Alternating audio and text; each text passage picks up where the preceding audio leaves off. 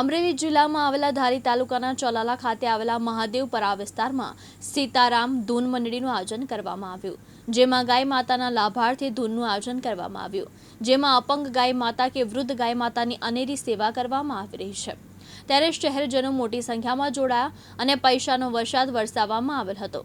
ત્યારે વિધાનસભા 94ના ધારાસભ્ય જેવી કાકડિયા, મહાવીર બાપુ, જયરાજભાઈ, અશોકભાઈ, પ્રકાશભાઈ સહિત આગેવાનો ઉપસ્થિત રહ્યા અને આ પૈસાનો સદમાર્ગે હોય ત્યારે લોકોએ પરમાર રથનું કાર્ય કરવામાં આવેલ હતું। સમગ્ર આયોજન અંબાબા નાથાભાઈ શ્રદ્ધાંજલિ રૂપે કાર્યક્રમ રાખવામાં આવ્યો હતો। જી સાહેબ, શું કહેશો આજના કાર્યક્રમમાં? જય શ્રી કૃષ્ણ, જય સિયારામ, હર હર મહાદેવ, જય દ્વારકાધીશ, જય ગૌ માતા। આજના દિવસે ચલાળા ગામને આંગણે મહાદેવપરા વિસ્તારમાં એવા સ્વર્ગવાસી અંબાબા નાથાભાઈ ખૂટ, જ્યારે અંબામાનું એક અવસાન થયેલું છે, તો એમના શ્રદ્ધાંજલિ નિમિત્તે અમારું ગામ ગારિયાધાર તાલુકાનું વીરડી ગામ, ત્યાં સીતારામ ગૌશાળા ધૂન મંડળ અમે ચલાવીએ છીએ।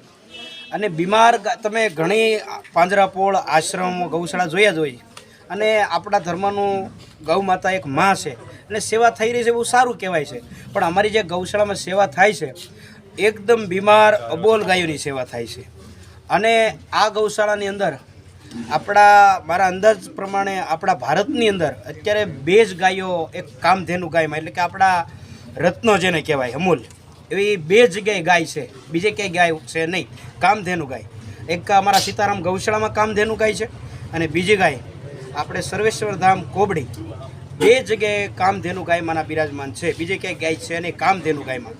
તો અવશ્ય ગારિયાધાર તાલુકાના વીરડી ગામે પધારશો અને ત્યાં અબોલ બીમાર ગાયોની સેવા કરવામાં આવશે। અને જે રખડતા એવા નંદી, જે આપણા ખેડૂતોને ગમે ત્યારે કામ લાગેલા છે, અડધી રાતે આપણો ખેડૂતનો સાથી હોય તો નંદી, એને પણ બીમાર હોય, કોઈ પણ રોડ જગ્યાએ અકસ્માત થયેલો હોય, કોઈ હિંસક પ્રાણીએ એના પર હિંસા કરી હોય, તો અમારી ગાડી સીતારામ ગૌશાળાની ગાડી એ ત્યાં લઈ આવે છે અને ત્યાં જેટલી સારવાર થાય એટલી એને સારવાર કરવામાં આવે છે। ગાયો પણ બીમારી રીતે હોય કે કોઈ રીતે પીડાતી હોય, કોઈ પશુ પ્રાણીએ હિંસક કર્યું હોય કે કોઈ પણ રીતે ગાય હોય હેરાન થતી હોય અથવા સારી રીતે હોય, અને લઈ જવામાં અમારી ગૌશાળાની અંદર આવે છે, એની સારવાર આપવામાં આવે છે।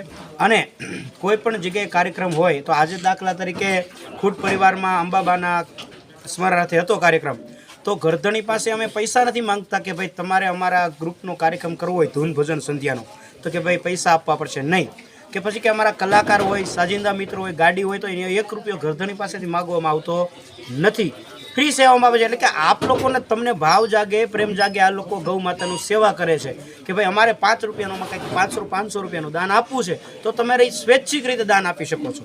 એવી રીતે આ અમારો કાર્યક્રમ ચાલે છે, કોઈ પણ જગ્યાએ પૈસાથી કાર્યક્રમ કરતા નથી। તો બસ આટલું જ છે। જય શ્રી કૃષ્ણ, જય સિયારામ, હર હર મહાદેવ, જય ગૌ માતા। પ્રતાપવાડા, દિવ્યાંગ ન્યૂઝ, ધારી, અમરેલી।